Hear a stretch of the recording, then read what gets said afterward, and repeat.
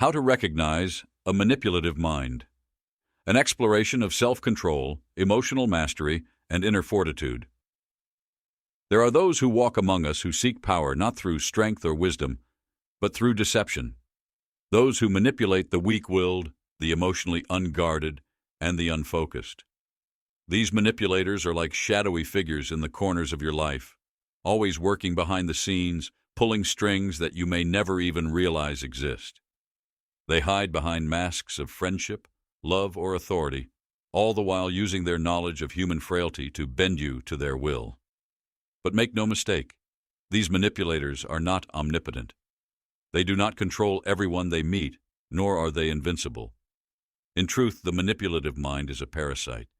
It feeds off the insecurities, the doubts, and the uncontrolled emotions of others. Without these weaknesses to exploit, they are powerless, and that is where your strength lies. The power of self-control, building your inner fortress. Think of your mind as a fortress. If your walls are strong, if your defenses are solid, no external force can breach them. The manipulator can send armies of deceit against you, but they will break upon your walls, unable to enter. But if your fortress is weak, if there are cracks in the foundation, if your defenses are neglected, then the manipulative mind will find a way in. Self-control is the foundation of this fortress. It is not enough to be strong or intelligent. You must be in control of yourself, of your emotions, your desires, your reactions. The manipulative mind thrives on those who lack control. When you react impulsively, when you allow anger, fear, or desire to cloud your judgment, you give the manipulator exactly what they need, an entry point. Consider for a moment the power of stillness. In a chaotic world, stillness is your greatest weapon. The manipulative mind cannot operate in stillness. They rely on chaos, on emotional volatility. They provoke you because they need you to lose control. They need you to react without thinking. They plant doubts in your mind, not because they want you to question them, but because they want you to question yourself. This is why self-control is so essential. It is not simply about mastering your impulses, though that is certainly important. It is about creating a state of mind that is immune to external influence. The manipulator cannot touch you if you do not allow them inside. Their words, their actions, none of it matters if you are in control of your own mind. But self-control is not easy. It requires constant vigilance. It requires you to confront your own weaknesses, to recognize where you are most vulnerable. The manipulative mind is skilled at finding these weaknesses, but if you are aware of them, if you are actively working to strengthen them, they cannot be used against you. Emotional mastery, the manipulator's favorite weapon. One of the most powerful tools in the manipulator's arsenal is emotion. They know that when people are emotional, they are not rational. They cannot think clearly. They cannot see the bigger picture. And so the manipulative mind works to stir your emotions, to make you angry, afraid, jealous, or even overly hopeful. They push you off balance because when you are off balance, you are easier to control. Anger is one of their favorite weapons. When you are angry, you lose the ability to think clearly. You react impulsively, often saying or doing things that you later regret. The manipulative mind understands this, and so they provoke your anger. They may insult you subtly, or they may twist your words to make it seem as though you are being attacked. They know that if they can make you angry, they can make you act without thinking. Fear is another powerful tool. The manipulator will play on your fears, whether it is the fear of failure, the fear of rejection, or the fear of the unknown. They will create scenarios that make you feel as though you have no control, as though you are at the mercy of forces beyond your understanding.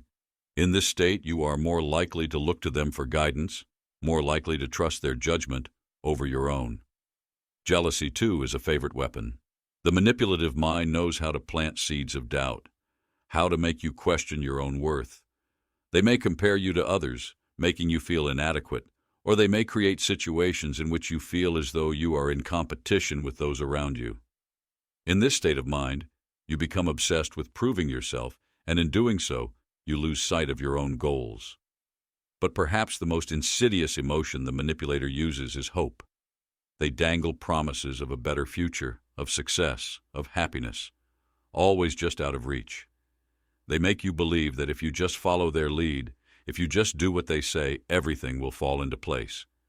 And so you become dependent on them, always striving for a future that never quite materializes. The key to breaking free from this manipulation is emotional mastery. You must learn to recognize your emotions for what they are, temporary states of mind that can cloud your judgment. When you feel anger, fear, jealousy, or even hope, you must pause. Take a step back. Breathe. Ask yourself whether these emotions are based on reality or whether they are being manipulated by external forces. This is not to say that emotions are bad. They are a natural part of being human. But when you allow them to control you, you become vulnerable to those who know how to exploit them. Emotional mastery does not mean suppressing your emotions. It means understanding them, controlling them, and using them to your advantage rather than allowing others to use them against you. The subtle tactics of manipulation, recognizing the signs. Manipulation is not always obvious. In fact, the most skilled manipulators are those who operate in the shadows, influencing you without your knowledge. They do not need to resort to overt lies or blatant control. Instead, they plant subtle seeds of doubt, fear, and insecurity. They shape your perception of reality without you even realizing it. One of the most common tactics of the manipulative mind is gaslighting. This is where they distort the truth in such a way that you begin to question your own sanity. They may deny things they have said or done, or they may twist your words and actions to make it seem as though you are the one in the wrong. Over time, this constant manipulation of reality can cause you to doubt your own memory, your own judgment, and even your own sense of self. Another tactic is playing the victim. The manipulative mind knows that people are naturally empathetic, and so they position themselves as the one who is always wronged, always suffering. They make you feel guilty for things that are not your fault, and they use this guilt to control you.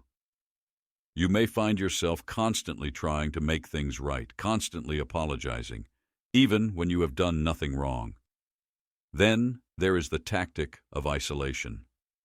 The manipulator will slowly but surely work to distance you from those who might see through their lies.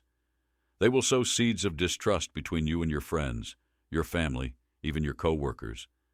They may tell you that others are talking behind your back, or they may criticize the people you care about, making you feel as though you cannot trust anyone but them. Over time, you become more and more dependent on the manipulator, as they are the only one you feel you can rely on. Flattery is another tool of the manipulative mind. They will praise you, build you up, make you feel as though you are the most important person in the world until you are no longer useful to them. Then the flattery stops, and you are left wondering what you did wrong, desperate to earn back their approval. But perhaps the most dangerous tactic of all is the slow erosion of boundaries.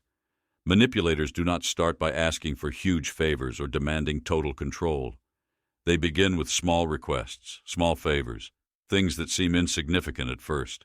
But each small favor chips away at your boundaries until one day you find that you have given them far more control over your life than you ever intended. The road to freedom, reclaiming your power. Breaking free from a manipulative mind is not easy. It requires you to confront uncomfortable truths about yourself and the people around you. It requires you to acknowledge where you have been weak, where you have allowed others to control you. But this acknowledgement is the first step to reclaiming your power. Self-control is the key. When you are in control of yourself, no one else can control you. When you master your emotions, when you recognize manipulation for what it is, you strip the manipulator of their power. They cannot control a mind that is focused, grounded, and in control of itself. But self-control is not something that can be achieved overnight.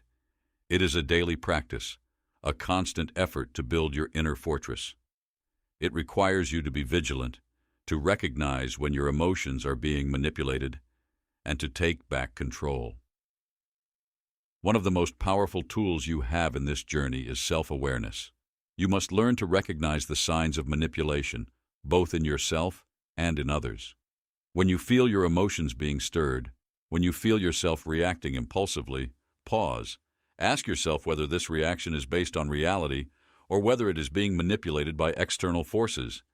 It is also important to set boundaries. Manipulators thrive when there are no clear boundaries in place. They push and push until they have taken more than you ever intended to give. But when you set clear boundaries, when you are firm in your sense of self and what you will and will not tolerate, you become much harder to manipulate.